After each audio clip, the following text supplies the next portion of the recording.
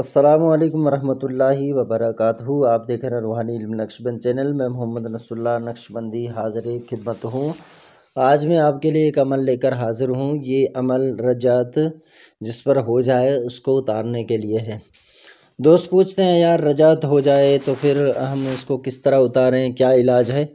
آپ کو میں ایک صوفی باصفا کا عمل بتاتا ہوں جو کہ قرآن مجید سے سورہ روم میں سے ہے، بہت ہی زبردست ہے۔ ایک مرتبہ مجھ پر بھی اس طرح جب رجعت کا معاملہ ہوا تھا یہ شروعات میں، تو پھر مجھے چین و سکون نہیں تھا درد کی وجہ سے۔ اور رجعت عموماً جس بندے پر ہو جائے تو اس کو درد شدید جو ہو جاتا ہے، پھر وہ چاہے گھٹنوں میں ہو یا تو پھر کمر میں ہو یا ٹانگ میں ہو یا پھر گردن میں، یہ اس طرح کے مسائل ہوتے ہیں رجعت کی وجہ سے۔ اور آپ کی طبیعت میں بے چینی، بے سکونی، اور آپ سمجھیں گے کہ آپ کے اندر کوئی روحانیت نہیں ہے۔ آپ کوئی وظیفہ کر رہے ہیں، کوئی تعویذ لکھ رہے ہیں، کوئی چلا کر رہے ہیں، اگرچہ آپ کو اجازتیں ہوں لیکن اس میں پھر تاثیر نہیں ہوتا۔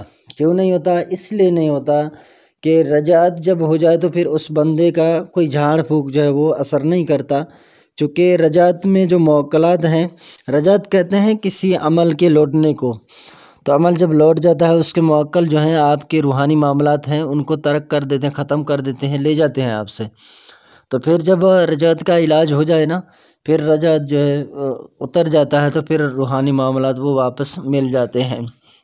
اب سوال یہ ہے کہ یہ کتنے دن تک کرنا ہے؟ یہ صبح شام آپ نے پڑھ کر ہاتھوں پر دم کر دینا ہے، اور جس جگہ پہ تکلیف محسوس کریں، آپ سمجھ رہے ہو کہ یہاں پر رجعت ہو گیا ہے، تو وہاں پر آپ ہاتھ کو پھیر دیں انشاءاللہ، اسی وقت آپ دیکھیں گے آپ کو افاقہ ہوگا۔ لیکن یہ عمل آپ نے جاری رکھنا ہے۔ اس طرح کے جو رجعت کے مسائل ہیں یہ جلدی سے نہیں اترتے، یہ ہے کہ آپ شروع کر دیں گے آپ کے روحانی معاملات وغیرہ وہ شروع ہو جائیں گے، کھل جائیں گے، لیکن جو رجعت کے اثرات ہیں وہ آپ پر باقی رہیں گے۔ جب آپ اس کو مکمل کرتے رہیں گے روزانہ، صرف صبح اور شام کرنا ہے، صبح اور شام ہی آپ نے کرنا ہے، پھر آپ دیکھیں انشاءاللہ آپ فرات محسوس کریں گے۔ اور جب تک رجعت کے اثرات نہ جائیں پھر آپ اس کو چھوڑ سکتے ہیں۔ اگر اثرات ہیں ابھی بھی تو آپ ابھی تک بھی اس کو چھوڑ نہیں سکتے، آپ نے عمل کرنا ہے مسلسل اسی طرح ہی جس طرح میں نے عرض کیا ہے۔ یہ آیت کریمہ سورہ روم کی آیت نمبر 17، آیت نمبر 18، آیت نمبر 19، فَسُبْحَانَ اللَّهِ حِينَ تُمْسُونَ وَحِينَ تُصْبِحُونَ وَلَهُ الْحَمْدُ فِي السَّمَاوَاتِ وَالْأَرْضِ وَعَشِيًّا وَحِينَ تُظْهِرُونَ يُخْرِجُ الْحَيَّ مِنَ الْمَيِّتِ وَيُخْرِجُ الْمَيِّتَ مِنَ الْحَيِّ وَيُحْيِي الْأَرْضَ بَعْدَ مَوْتِهَا وَكَذَلِكَ تُخْرَجُونَ۔ تو یہ آیت کریمہ ہے، بہت ہی پیارا آیت کریمہ ہے۔ اگر آپ اس کے ترجمے میں جائیں تو آپ دیکھیں کہ پہلی آیت کا جو ترجمہ ہے تو اللہ کی پاکی بولو جب شام کرو اور جب صبح ہو۔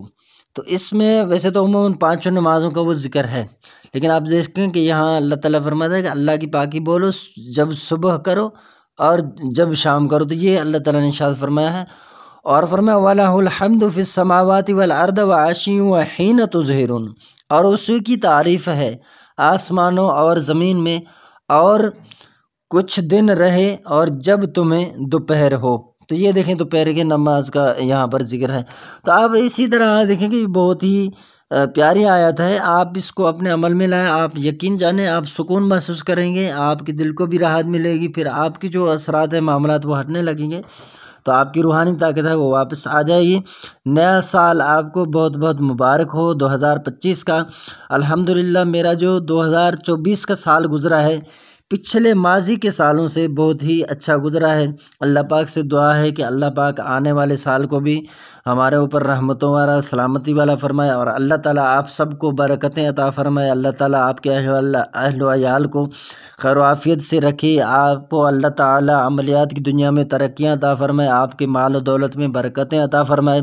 ڈھیر ساری دعائیں ہیں ہمارے ان بھائیوں کے لیے، بہنوں کے لیے، اللہ تعالیٰ سب کو سلامتی دے، اللہ پاک ان بچھڑے ہوئے کو جو ہے نا وہ ان کو دوبارہ ملا دے، اللہ پاک روٹھے ہوئے کو منا دے، اللہ تعالیٰ آپ کے ہر جائز مقصد میں آپ کو کامیابی فرمائے۔ آمین بجاہ نبی آمین صلی اللہ علیہ وآلہ وسلم۔ السلام علیکم ورحمۃ اللہ وبرکاتہ۔ ہمیں بھی اپنے دعاؤں میں ضرور یاد رکھیے گا۔